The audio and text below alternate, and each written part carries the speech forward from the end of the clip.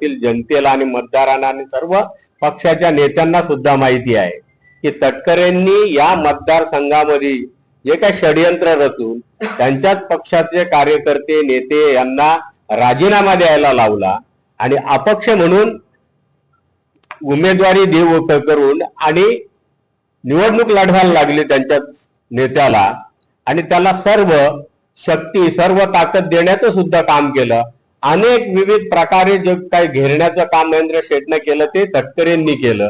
ते मी त्या मागच्या मुलाखतीत सांगितलं का ते त्यांचं ते पाप करण्याचं काम जे आहे तटकरेंचं षडयंत्र, जी भस्मासुराची भूमिका ती सातत्याने या मतदारसंघात नाही तर रायगड जिल्ह्यामध्ये दिसून आलेली आहे। परंतु हे एक केविलवाद आहे का, काय तुम्ही मांडताय का महेंद्र शेठ थोरवे यांना तटकरेंनी आमदार केलं यांच्या आशीर्वादामुळे झालं, हे किती हास्यास्पद आहे। कुठून आज आवई शोध लावला, कुठून हा ज्योतिषी निर्माण झाला का अचानक त्यांना आता एका वर्षानंतर तटकरे साहेबांनी महेंद्र शेठ थोरवे यांना आमदार केलं म्हणते ते विसरू नका। म्हणजे एवढं हास्यास्पद आणि एवढं बालिश वक्तव्य आणखी अन्य कुठलं असू शकत नाही। लोकांचं प्रेम मला मिळतंय, यांना कोणी विचारत नाही। प्रत्येक ज्या ज्या ठिकाणी जातील तिथे तिथे लोक त्यांना शिव्या देतात, वाईट बोलतात, चांगलं कधी बोलत नाही। ज्यांची गावात पतलेला नाव गणपत म्हणणारे हे प्रवक्ते आणि आम्हाला बोलणार तुमची लायकी नाहीये। मी माझ्या जीवनामध्ये जास्त निवडणुका लढवल्या नाही, निवडणुका जिंकण्यासाठी असतात, हरण्यासाठी असतात। माझे वडील सुद्धा ग्रामपंचायत सदस्य होते, मी सुद्धा ग्रामपंचायत सदस्य 2007 साली होतो विद्यमान। आता ग्रामपंचायत मध्ये माझा मुलगा सुद्धा सदस्य आहे। तशी यांची कारकीर्द बघितली तर यांनी किती जरी निवडणुका लढवल्या एकही निवडणूक जिंकली नाही, सगळ्या हरल्या। आता जरी लढल्या असते धर्म सहकांनी पाहिजे होती जनरल जागा ती, म्हणजे आपली बाजू त्या ठिकाणी दिसली असती, जनतेने दाखवून दिलेली असती।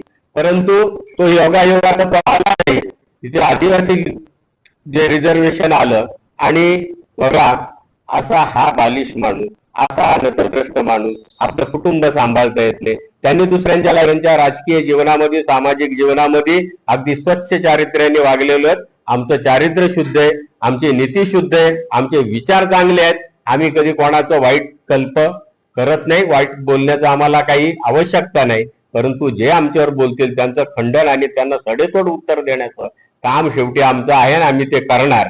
अशा या गावात पत नसलेल्या माणसाला, समाजामध्ये पत नसलेल्या माणसाला एवढा आविर्भावामध्ये बोलतात का सातत्याने मी म्हणेल तेवढेच शब्द आहेत। आमदार साहेबांनी पाळलेले पोपट आहेत, यांचा पगार किती आणि हे बोलतात किती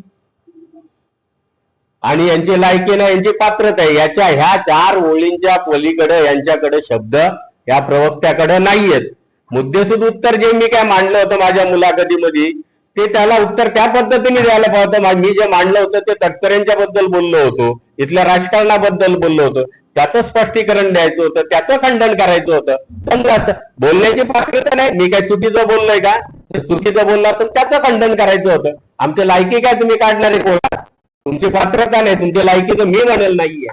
कधी 1 to 1 बसा आणि करा मुलाखत, समोरासमोर पण आपली तयारी आहे। आता गाढवाची आणि जी काय वाघाची भूमिका काय त्याचं स्वरूप असते ते पण आपल्या समोर मी या माध्यमातून आज मांडतो। त्याच्यावर बोलायचं नव्हतं परंतु आज बोलतो, कारण लायकीवर पात्रतेवर जेव्हा जाता तर त्याच्यामध्ये स्वतःचं तुमचं काय लायकी आहे, तुमची काय पात्रता आहे ते आम्हाला तुमचे या पत्रकार परिषदेच्या माध्यमातून दाखवून देणं आणि जनतेसमोर जाणं गरजेचं आहे।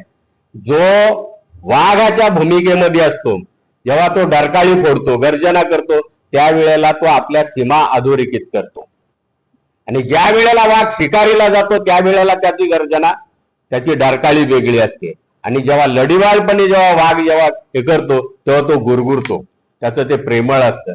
अशा स्वरूपामध्ये आमदारांचं तेच आहे, आमदार हे वाघ आहेत, वाघाची डरकाळी सर्व दूर जाते, त्यांच्या सीमा तेवढ्या सीमा अधोरेखित केल्यात। त्या तटकरेंच्या मतदारसंघात जाऊन रायगड जिल्ह्यामध्ये जाऊन आवाज उठवण्याची ताकद महेंद्र शेठ थोरवे ते खरे वाघ आहेत।